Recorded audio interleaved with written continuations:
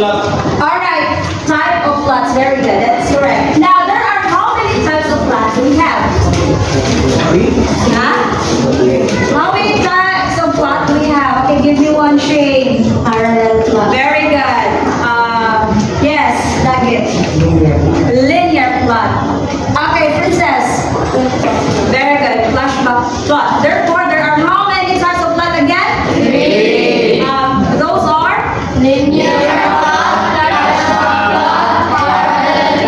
Alright, now how important having this structure in the story? There are different parts of the linear structure, right? Okay, what are those? Give me one. Yeah. exposition, Very good. Exposition. Rising action. Very good. Rising action. Okay, Sian. climax, Climax. Very good. Falling action. And Resolution. resolution. Very good. Before we begin with our lesson, I will present to you a different types of poem. Are you familiar with the poem? Alright. So just read silently for 30 seconds and then I will proceed to the next. And later on, I will ask someone to analyze the poem. Okay? So let's begin. Please read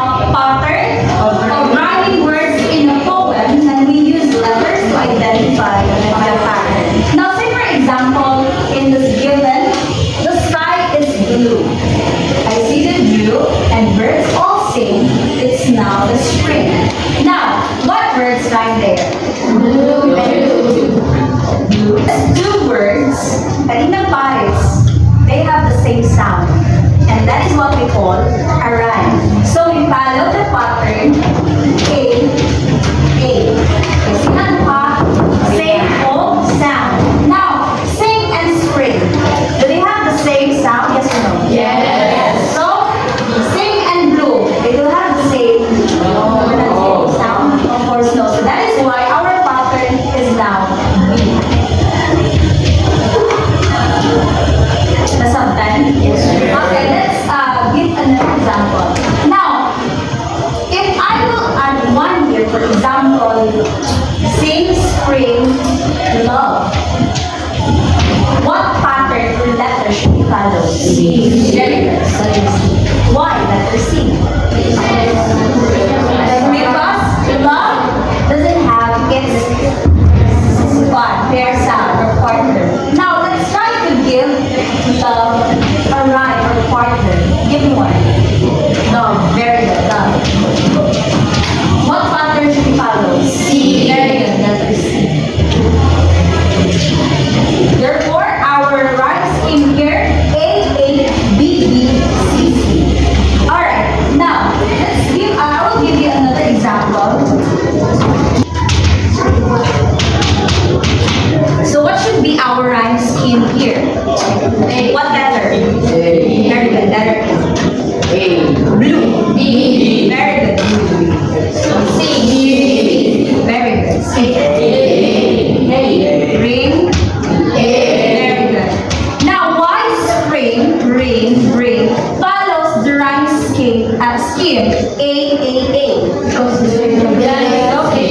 Because they have the same sound. Very good. Therefore, A, spring, ring has the same sound, what we call a rhyme scheme. Now, how about si blue? Ganun na lang si blue. Partner. Because it doesn't have a partner or a partner na Very good.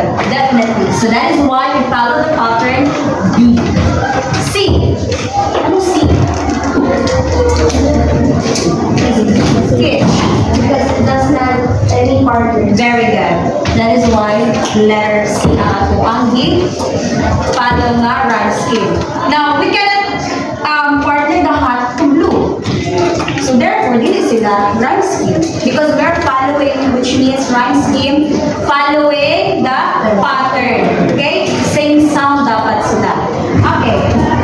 Who wants to go to the board? Write your own word and then the rhyme scheme. Chloe.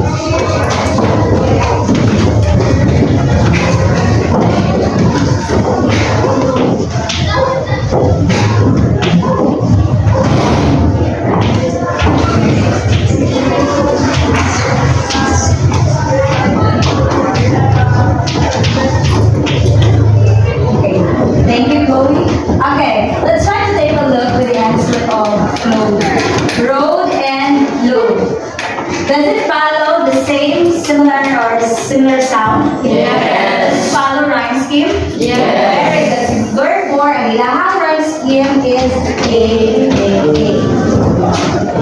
Nasabtan? Yes. Alright, I'll be the one to give the rhyme scheme and then you will be the one to craft or make your own words out of the pattern that I will be given. So I will give you the pattern A, B, A.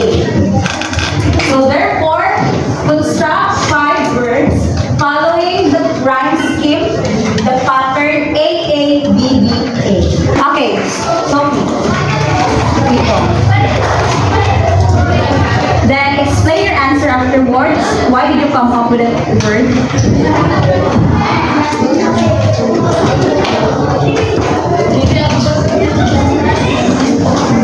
Please do explain your answer. A short explanation. Why did you come up with that one? Or does it follow the given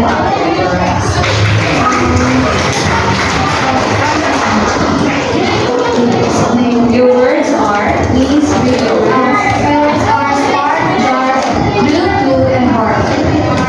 So, I wrote this smart because, for example, like, there's a spark in the dark which is a